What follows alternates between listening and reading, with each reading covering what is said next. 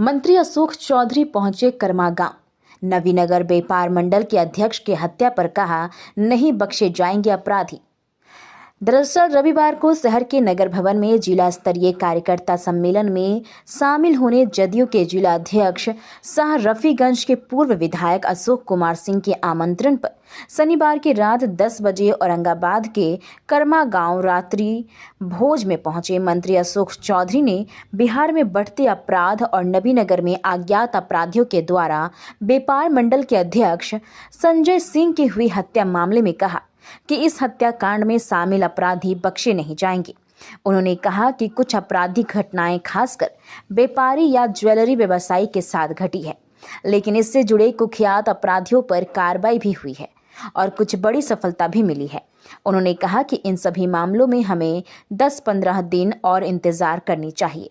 सरकार और माननीय नेता नीतीश कुमार की प्राथमिकता है लॉ एंड ऑर्डर की स्थिति को व्यवस्थित रखना है।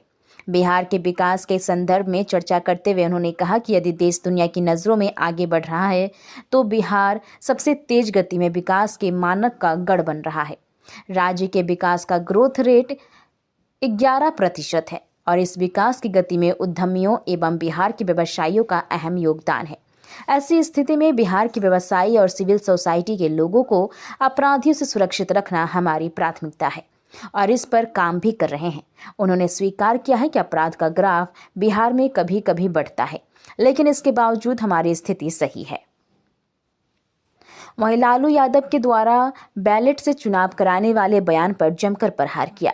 उन्होंने पत्रकारों के द्वारा पूछे गए एक सवाल के जवाब पर कहा कि बेशक लालू यादव ने लंबे समय तक बिहार की राजनीति को दिशा देने का काम किया है, लेकिन 15 साल के कार्यकाल में उनके पास बिहार का कोई विकसित राज्य बनाने के लिए कोई परिकल्पना नहीं थी। उन्होंने इस प्रदेश में सिर्फ चरवाहा विद्यालय बनाने का काम किया है, जो बड़ी आबादी पिछड़ों की है, दलितों की है या आर्थिक रूप से जो विपन्न लोग थे उनको ये भैंस पर चरवाहा विद्यालय भेजने का काम किया है। अंत में 2025 के चुनाव पर चर्चा करते हुए उन्होंने कहा कि जब तक नीतीश कुमार जिंदा है तब तक वो बिहार में बड़े भाई की ही भूमिका में रहेंगे। आगे सुनिए उन्होंने और क्या कुछ कहा। मांग कर रहे हैं ईवीएम के बदले, इसके बारे में आप क्या कहेंगे?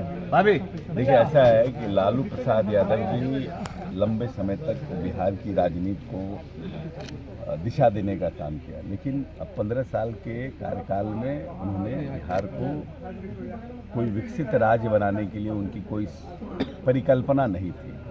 वो तो इस प्रदेश में चरवाहा विद्यालय बना रहे हैं और जो बड़ी आबादी अति पिछड़ों की है, दलितों की है या गरीब जो आर्थिक रूप से विपन्न लोग थे, उनको ये चरवाहा विद्यालय भैंसे पर पढ़ाई करने के लिए भेज रहे थे।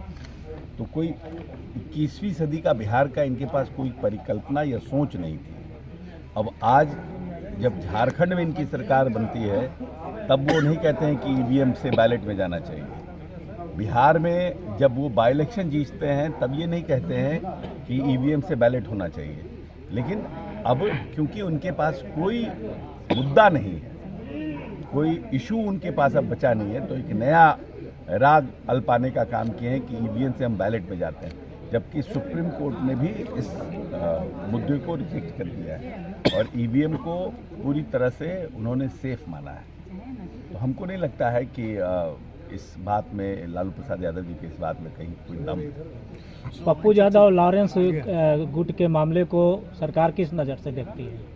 नहीं, हम लोग पप्पू यादव को नोटिस भी नहीं लेते। सुशासन की सरकार में जो अपराध है वो कम नहीं हो रहा है, प्रतिदिन हत्या, और आज औरंगाबाद में हुई एक व्यापार मंडल अध्यक्ष की हत्या हुई। देखिए, हम ये ऐसा है कि घटनाएं कुछ हुई हैं,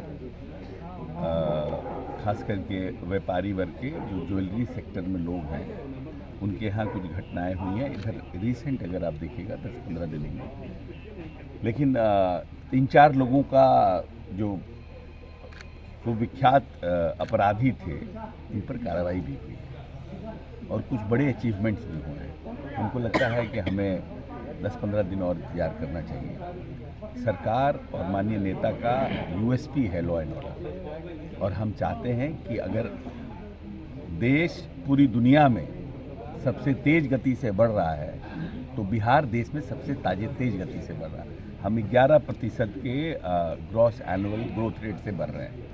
तो निश्चित रूप से इसमें व्यापारियों का एक बड़ा योगदान है और इस प्रदेश में व्यापारी सुरक्षित रहे हैं, डॉक्टर, इंजीनियर्स, जो हमारे सिविल सोसाइटी के लोग हैं वो सुरक्षित रहें, ये हमारी प्रायोरिटी है और हम लोग इस पर काम कर रहे हैं। हम समझते हैं कि ठीक है, कभी कभी ग्राफ बढ़ता है, घटता है, लेकिन बेसिक्स हमारा करेक्ट है। हम कोई सरकार संरक्षित अपराधी को संरक्षण नहीं देते हैं और कोई भी ऐसा इंसिडेंट नहीं है जिसमें हमारे पार्टी से रिलेटेड कोई एमएलए, कोई एमपी, कोई मंत्री किसी अपराधी को संरक्षण दे रहा हो या उसके पक्ष में पैरवी कर रहा हो। मुख्यमंत्री की जो प्रस्तावित यात्रा है उस पर प्रशांत किशोर बोले हैं कि काठ की हाड़ी हो बार बार नहीं चढ़ती है और इस बार जो उपचुनाव में हार हुआ है उसका बदला हमें मिल से चुनाव मिलेगा। क्या करना है? ऐसा है कि प्रशांत किशोर बेसिकली है व्यापारी और इसको कहा जाता है कि वो कोई आलू के व्यापारी नहीं है, कोई सोना के व्यापारी नहीं है, ये राजनीतिक व्यापारी है। ये राजनीतिक पार्टियों के लिए व्यापार करते हैं, लेकिन कभी सुबह उठ करके उनको सपना आया कि इस व्यापारी क्यों बने, हम क्यों नहीं नेता ही बन जाए, तो उन्होंने इस प्रदेश में पार्टी लॉन्च कर दिया। लेकिन इस बाई इलेक्शन में जनता ने उनको ये एहसास करा दिया है कि उनकी स्थिति क्या है। अब है कि कुछ भी बोलते हैं। नीतीश कुमार ऐसा नेता है जिसको ये बिहार 24,000 करोड़ के बजट का बिहार मिला था और आज 18 साल में ये 2,80,000 करोड़ का बिहार है। इस प्रदेश में 118 नरसंहार हुए थे। पूरा शाहाबाद और मगध का इलाका लहूलुहान था। धार्मिक जातीय उन्माद अपने चरम पे था, धार्मिक उन्माद उसी तरह अपने चरम पे था। तब बिहार को ये नीतीश कुमार को बिहार मिला था और उन्होंने इस 19 वर्ष में सबसे तेज गति से चलने वाला बिहार बनाया है। यहाँ पर 7,000 पर कैपिटा इनकम बिहार का था और आज 37,000 पर कैपिटा इनकम बिहार का है। पिछले 5 वर्ष का कृषि क्रमण्य पुरस्कार बिहार को मिला है। हमने धान की खेती में दुगना, मक्का की खेती में 1.5 गुना, दलहन की खेतों में हमने दुगना उत्पादन करने का काम किया है। हर क्षेत्र में जब नेता आए थे तो यहाँ पर मात्र 8,000 किलोमीटर पक्की सड़कें थी और यहाँ पर PMGSY से भारत सरकार की एजेंसी काम करती थी और आज MMGSY और 118 किलोमीटर पक्की सड़कें हैं। इसीलिए किसी के बोलने से नहीं होता है। अब कोई आदमी कहीं से चला जाए, पैरासूट से कुर्ता पैजामा पहन के उतर जाए, कहे कि हम यहाँ के नेता हैं, जिनका कोई लेना न देना है, कभी उन्होंने कोई काम नहीं किया, क्योंकि वो राजनीतिक दल के लिए काम करते रहे हैं कर्नाटक से लेकर अमेरिका तक, तो उनको लगता है कि हम बिहार में नेता बन जाएंगे। ये संभव थोड़ी है। अच्छा, लास्ट सवाल की शराब नीति अभी भी सही पटरी पर नहीं उतर पाई है, उसको लेकर क्या? अब ऐसा है कि आप सिर्फ शराब नीति की क्यों बात करते हैं? आप डाउरी एक्ट पे क्यों नहीं बात करते हैं? आप SC/ST एक्टॉसिटी पर क्यों नहीं बात करते हैं? आप आर्म्स एक्ट पे क्यों नहीं बात करते हैं? भारत सरकार ने तो ये सब भी बनाया है, लेकिन फिर भी उदंड और जो दुष्ट प्रवृत्ति के लोग हैं, जो संविधान पर विश्वास नहीं करते, वो हर जगह हैं। आज भी SC/ST एक्टॉसिटी पूरे देश में सबसे ज़्यादा है, तो आप ऐसा क्यों करते? आज भी दलित महिलाओं का रेप पूरे देश में सबसे ज़्यादा है।